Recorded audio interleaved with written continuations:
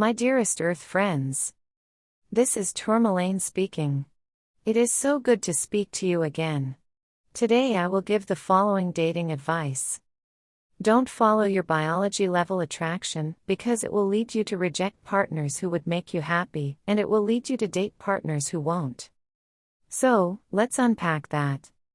First of all, this advice applies to both men and women. I will mostly be discussing female biological attraction in this message because it's less well understood on Earth. Still, let's first look at male biological attraction. Men's biology level attraction pushes them to have sex with as many women as they can, especially if those women are pretty and young. After all, young women are fertile and pretty women have good genes. Good genes means less chance of the child dying during their childhood, which was a huge issue in previous centuries. Men's biology level attraction also causes them to prefer women who are unlikely to secretly cheat on him and pretend that another man's child is his. This leads men to preferring virginal, inexperienced, submissive, not super outgoing, not very flirty or promiscuous women. Don't blame men for this preference. Blame the women who cheated on men and then pretended that another man's child was his, which apparently happened often enough that men now have a noticeable preference for women whose character traits indicate that they are unlikely to do that. I'm not being too cynical. In France, paternity testing is only allowed with a court order. This was done to preserve the peace of families. So yes, a small but not insignificant group of women does in fact cheat on their partner and then pretend that the child is his. While immoral, this makes biological sense. That way the woman gets the great genes from one man, and gets the stability and resources from another man. This maximizes her chance of having a child who will survive to adulthood, if she can't find one man with both great genes and lots of resources. Ultimately, biology doesn't care about morality. Biology also doesn't care about happiness. All it cares about is producing children who will reach adulthood. Now, if a man just wants to reproduce, then it's more or less okay for him to follow his biology level attraction. However, if a man wants to be happy, then it's not a good strategy to let himself be led by those biology level attractions.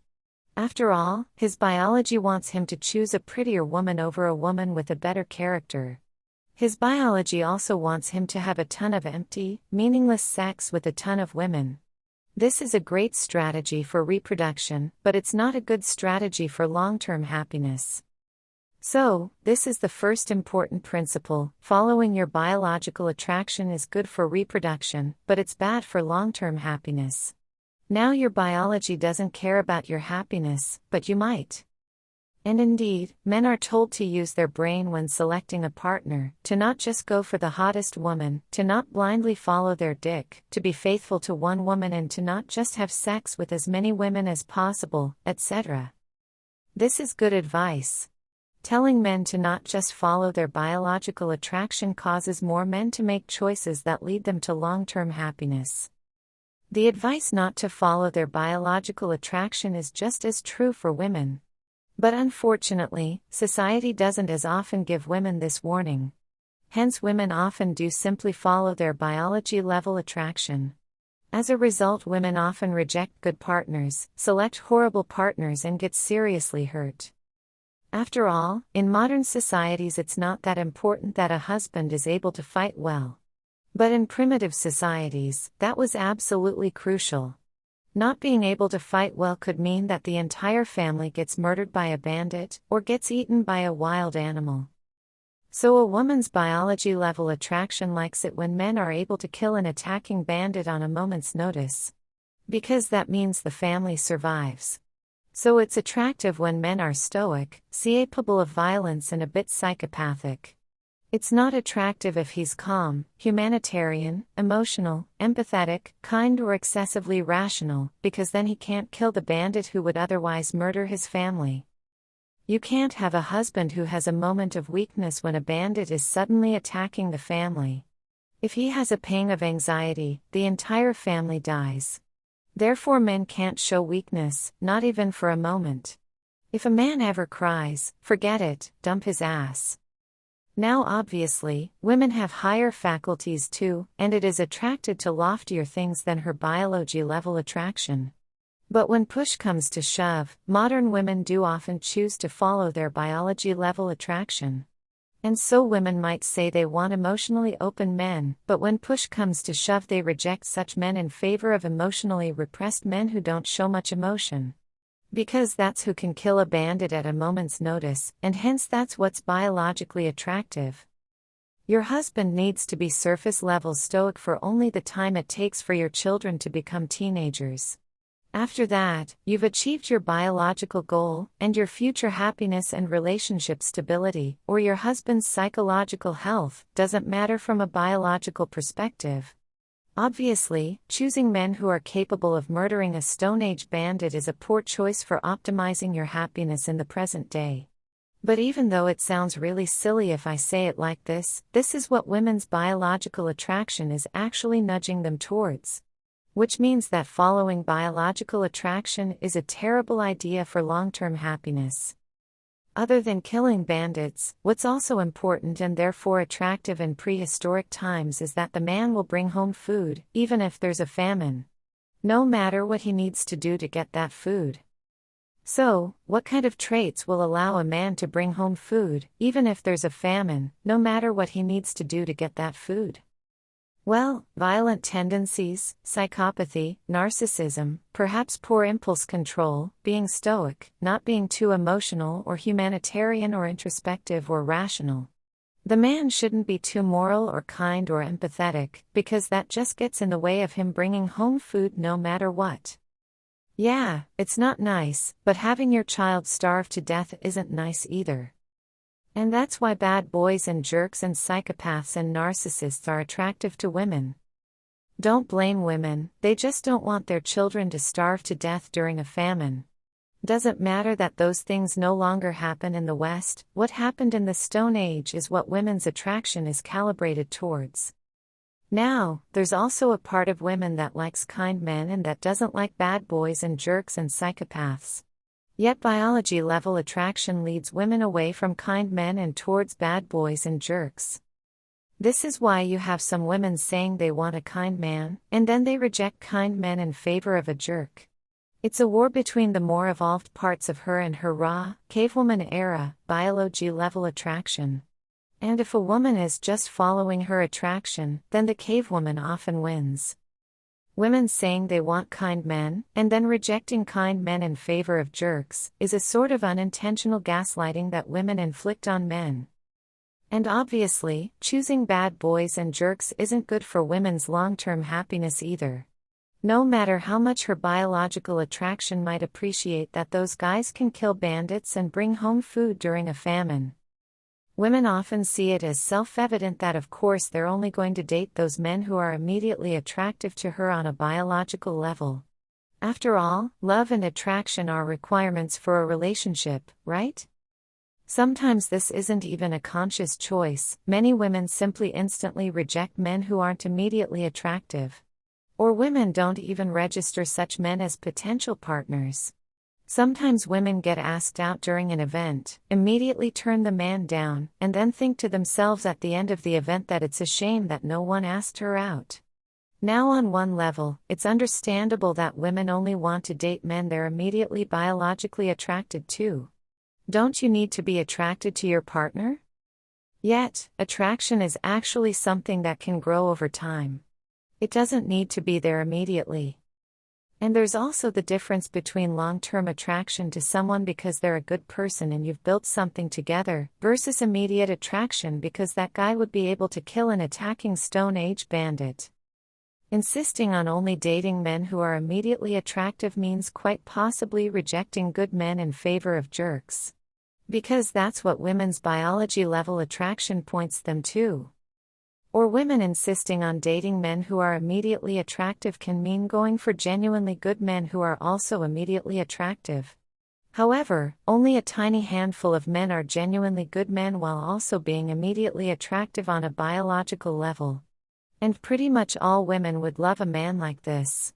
So those men are either already taken, or they have so many options that they're willing to have sex but they're unwilling to commit. Immediate, biology-level attraction isn't actually a requirement for long-term relationship happiness.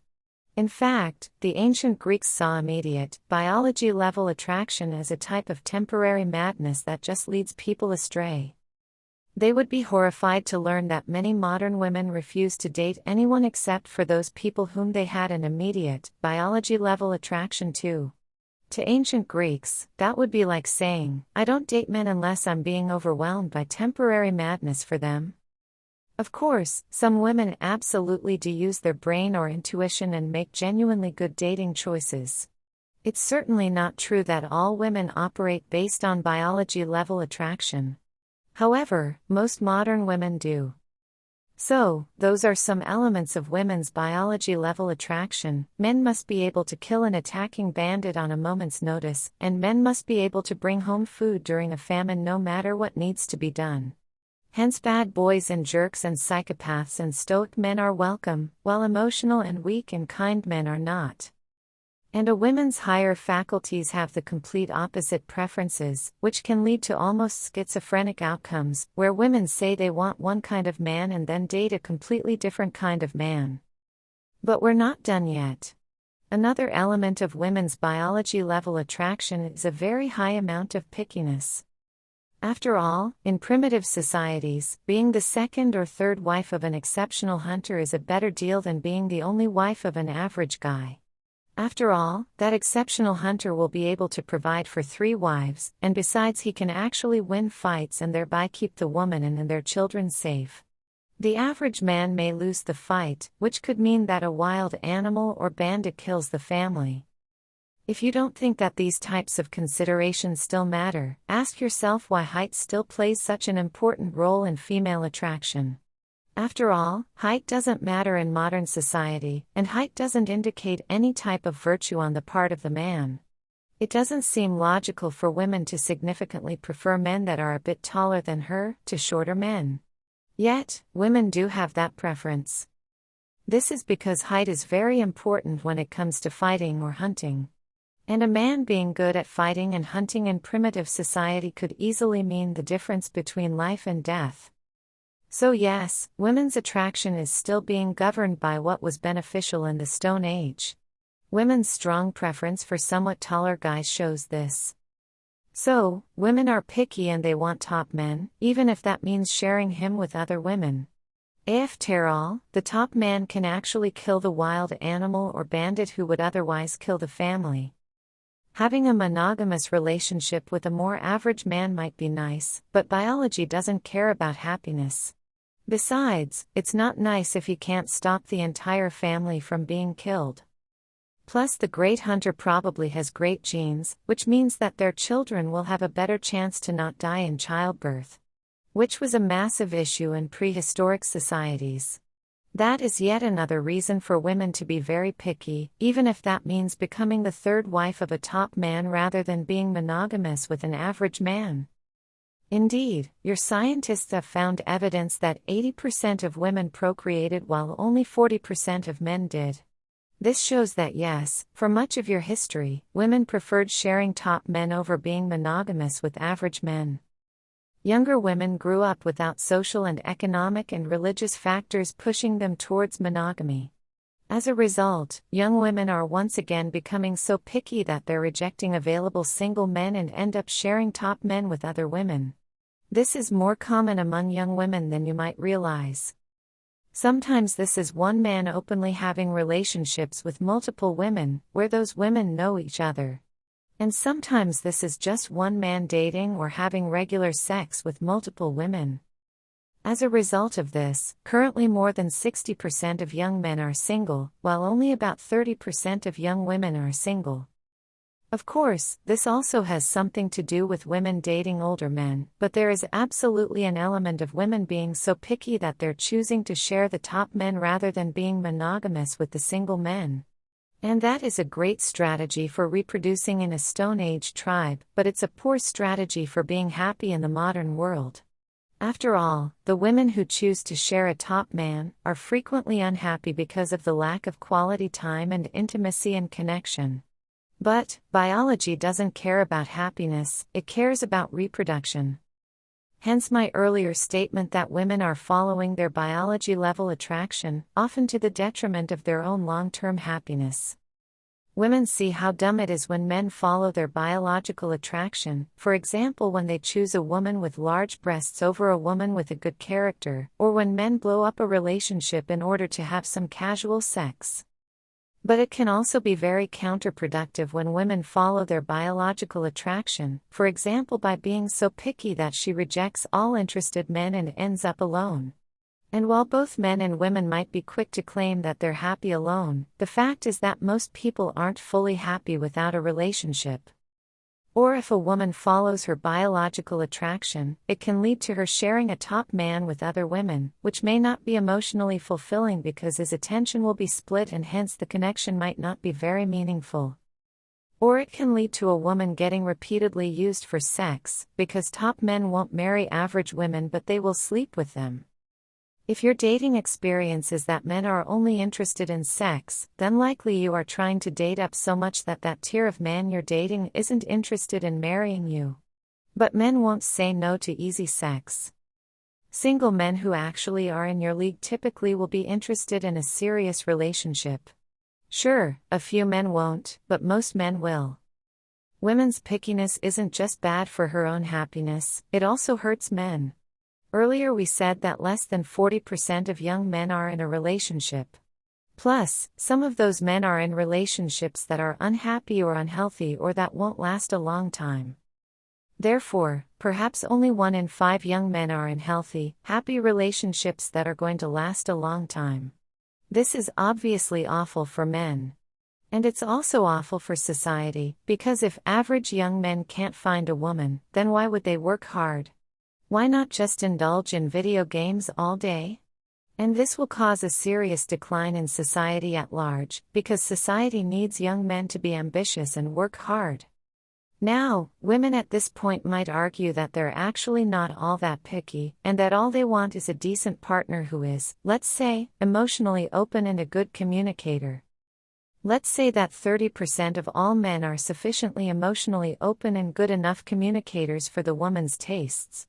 Surely it's not unreasonable to say yes to dating 30% of all men? That still leaves many millions of potential partners out there. But in reality, there's often a laundry list of unspoken criteria that women have on top of their stated criteria. And while those unspoken criteria might sound reasonable by themselves, due to the way probabilities work, any long list of criteria will eliminate the vast majority of men. Suppose that a hidden criteria is that a man must make at least $30,000 per year in the US. This is a below-median amount in the United States, and about 70% of men fulfill that criteria, so this doesn't sound unreasonable. We're not even asking that the man makes a median amount of money, we're merely asking that he doesn't make significantly less than the median. Many women would be pickier than this. But let's be as reasonable as possible. Also, the man also can't be short. Let's say he has to be at least 172 centimeters, or 5 foot and 8 inches. Again, we're not even asking here that the man has a median height, we're merely asking that he's not significantly below the median. In other words, we're merely asking that he's not short. Again, 70% of men fulfill that criteria. Now, let's add the requirement that the man can't be obese. We're not being unreasonable, we're okay with him being overweight, but he can't be obese. Okay, about 60% of American men aren't obese. Let's also say that he can't suffer from mental illness, which is true for 80% of men. So, what percentage of men fulfill these reasonable-sounding requirements? Please estimate this before reading on. Pausing to give people some time to guess. Let's calculate it. 0.3 times 0.7 times 0.7 times 0.6 times 0.8 equals 0.07%. So we're only accepting 7% of men and rejecting all the rest. In other words, even though our demands seemed reasonable, we've somehow stumbled upon a situation where we're rejecting the vast majority of men and only accepting a tiny group of top men. At least, that's what our simple calculation indicates. Reality may be a bit more complex. And note that the men we're rejecting this way are men who will also be rejected by other women. Other women also aren't looking to date men who are mentally ill, or obese, or very short, or broke, etc. As a result, even though we think we're being reasonable, really we're trying to fish out of the same small pool of the 7% most appealing men that pretty much all women are trying to fish out of. Now sure, women have different preferences to an extent, however pretty much all women are trying to avoid men who are obese, short, broke, mentally ill, etc. So the general pattern still holds that a woman thinks she is being quite reasonable, but in actuality she is still trying to fish out of a smallish pool of top-tier men that more or less all women are also trying to fish out of. She's being a lot pickier than she realizes. How can this be? We merely asked that the man makes $30,000 per year, which is a below-median amount in the United States. So how can it be that apparently we're now suddenly demanding a top 7% man? It's because of how probabilities work when you stack them on top of each other. Yes, if a woman would date any man who makes $30,000 per year, then indeed 70% of men are options to her. But in reality, she also had the hidden requirements that the man cannot be mentally ill, or obese, etc. And all of those requirements by themselves sound reasonable, but if you stack them on top of each other, then suddenly the woman is actually demanding a top 7% man without realizing it. And we've actually been quite reasonable, only demanding that the man isn't short and isn't broke and isn't obese. If we're actually demanding that the man is a bit taller than average, makes a bit more money than average and also isn't allowed to be overweight, then the 7% shrinks even more. That 7% would also be even lower if we added in more criteria that women may also have, such as that the man cannot have children from past relationships, that he cannot be seriously physically ill, that he cannot be in serious debt, that he must have a certain level of education, that he must have decent social skills and humor, etc. And all those demands, while all seemingly reasonable by themselves, still stack on top of each other, and reduce the pool of acceptable men to even less than 7%. Now, obviously I'm not saying that women should date just anyone. But now it becomes perhaps easier to see that it may be hard to find a man who checks all your boxes, due to the way that probabilities work. And that suggests that it may not be productive for women to insist on a man to whom she's immediately biologically attracted. For example, a man's height was important in the Stone Age, but may not actually be that important when it comes to long-term relationship happiness in the modern world. If you're one of the relatively few women who does give short men a try, then it's entirely possible that you will get a good husband whom other women rejected for shallow reasons. And also, if you do have the attention of a man who has one or two great qualities and he isn't short, isn't broke, isn't obese, isn't mentally ill, etc., then you likely have a top-tier man on your hands, even if it doesn't seem like a top-tier man to you. After all, we did the math, right? People are just quite bad at correctly guessing probabilities. Even if he doesn't immediately set your world on fire, I would strongly consider dating such a man, or maintaining the relationship with him if he's already your partner. Because after all, odds are that you will not find a better man. You can be genuinely happy even with a non-exceptional partner. Happiness comes from within, after all, and it's inner work that will ultimately fulfill you. Sure, it would be great to have a kind, good-hearted man who is also immediately attractive to you on a biological level. But that's a few % of men at most, and all the other women want those men too. You're almost certainly not going to get him. Because why would that man with infinite options choose you over all the other women he could marry? Which means that if you do only go after men who are immediately attractive to you on a biological level, almost certainly those men either have severe character defects and they won't make you happy long term, or they have so many options that they will sleep with you but won't commit to you. If you're still not convinced, on Tinder, women only respond to 4% or 5% of men, which is pretty much in line with our calculation of our hypothetical woman only being satisfied with 7% of men. Another indicator is that research shows that women rate 80% of men as below average. You can imagine how that works. A woman sees a man who isn't amazing, but he has one or two great qualities and he isn't short, isn't obese, isn't broke, isn't mentally ill, etc. The woman labels that as average, but as we've seen, these kinds of men are actually somewhere near the top, just by having some genuine qualities and by also not having any of a laundry list of significant defects that some men have. Now on one hand I can sort of see where Earth women are coming from. But on the other hand, labeling 80% of men as below average is of course very picky. By definition, 50% of men are below average, not 80%. At this point, women might say that if the dating situation is like this, then they'd rather be single. And that's of course a choice you can make, and in fact for some women being single is indeed the optimal choice. However, you genuinely can be happy with a man who is not immediately attractive to you on a biology level. If you let some of those biology level criteria go, and give men a chance who aren't immediately attractive to you, then it's quite possible to find a good partner whom other women didn't give a chance. Furthermore, most people, men and women, won't be fully happy unless they have a partner. And the idea that some women have that they can't find anyone is not necessarily based on reality. It may be merely based on the experiences that they had while following their biological attraction. And sure, they probably didn't find a happy relationship while following their biological attraction, but women can also date while not doing that. In other words, some women, and some men too, dated exclusively by following their biological attraction, got burned by that, and then swore off dating entirely. But it's also possible to date while mostly following your brain and intuition, and to emphasizing the desires stemming from your biological attractions. Just like men may have to accept a partner who doesn't have large breasts or isn't in her 20s, you too may have to accept a partner who, for example, is short. And such a partner can still enhance your life. And I would realize that the type of man who has a few good qualities and who doesn't have any significant flaws is actually a significantly above average man already. I wouldn't be too quick to reject such men just because they aren't immediately attractive on a biological level.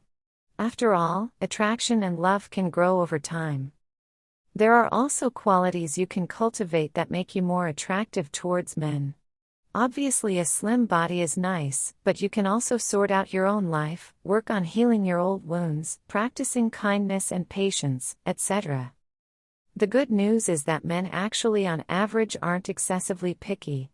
Sure, some men are, but most of the female idea of men being picky stems from women all trying to get commitment from the same small pool of top men. Sure, those men are very picky because they have infinite options. However, if an average woman expresses interest in a man who is actually average, most likely he'll be interested. Most men are also good people. Sure, not all men are, but the idea that most men suck is mostly just women following their biological attraction and thereby dating all kinds of jerks, and then concluding that most men are jerks as a result. If a man says that all his girlfriends were crazy, then you would likely think that this man must be attracted to crazy women, right? Similarly, if all your experiences are that men are jerks, then maybe you're attracted to jerks. Furthermore, most men are quite easy to please. Sure, men are different, but it's mostly the men who are either jerks or who have infinite options who are likely to be unsatisfied, to cheat or to dump their wife. Most men are genuinely happy and faithful if they just have a decent, kind wife.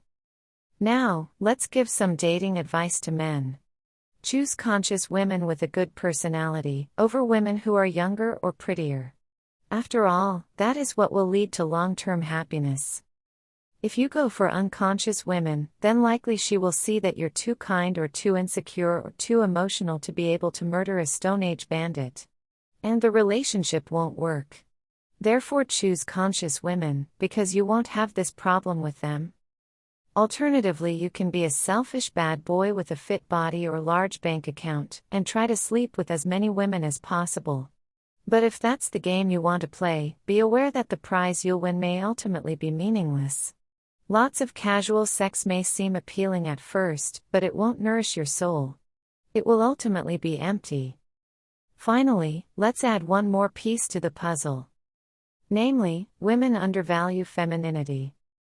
It is absolutely not true that having a career is somehow a worthier pursuit than being loving, being caring, being people-oriented, taking care of people around you, having children, supporting your partner, taking care of the house, engaging in spirituality, making art, teaching, volunteering, gardening, etc., etc., etc. In other words, masculine energy pursuits aren't better than feminine energy pursuits. However, many women have been convinced that they only have value, or that they only are financially safe, if they're excelling in masculine pursuits. This is why being a stay-at-home mom is considered uncool or dangerous or detrimental to feminism, while being a career woman is seen as a good thing and as the safe choice. However, career women tend to have a very hard time dating, and ultimately relationships are much more a source of happiness than jobs are. After all, the vast majority of work isn't glamorous or spectacular or fulfilling. So, is being a career woman really the road to happiness and safety? Different roads will appeal to different people, but most people will only be happy if they're in a relationship where the woman is feminine and the man is masculine. Well, women pursuing masculine pursuits is poison to that arrangement. There is no polarity or natural attraction between a masculine man and a masculine woman.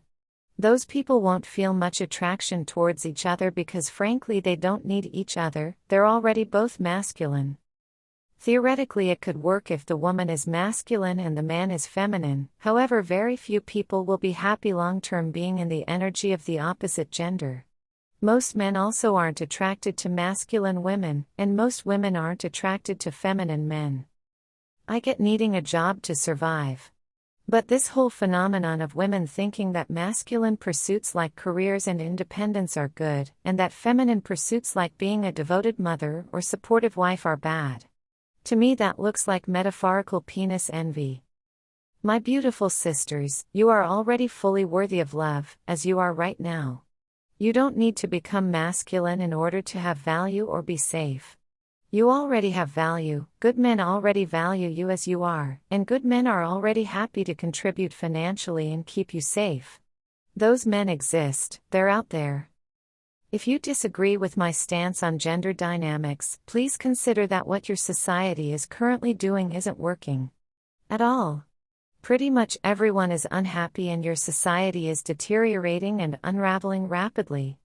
Sticking with something that very clearly doesn't work can't be the solution. If you favor a type of gender dynamics that leads to women having below replacement level children, then you're also advocating for gender dynamics that will eventually lead to the extinction of your species. Meanwhile, if you admire us Pleiadians and want to meet us and want to pluck the technological and spiritual fruits of our society, then it may be good to consider that it was pretty much traditional gender dynamics that helped us to cultivate those fruits. Now obviously our women aren't banned from our form of university, and aren't banned from any careers. However, yes, most of our women are focused on the home, on their children, on supporting their husband, etc. They're not forced to do that, but that is what most Pleiadian women choose. And there really isn't anything wrong with that. In fact, men tend to love those kinds of women and value them and be happy to marry them. And why not? This is a type of life that makes the average woman happy, that raises healthy children and that contributes greatly and very positively to society. And obviously, as a family-oriented woman you absolutely can have your own garden, or your own podcast, or your own side project, or make art, or whatever you choose to do. It's a secure basis, not a straitjacket. And with that, and with all my hopes and wishes for positive male-female interactions on Earth, I will leave you for today. Your star sister, Tourmalayne.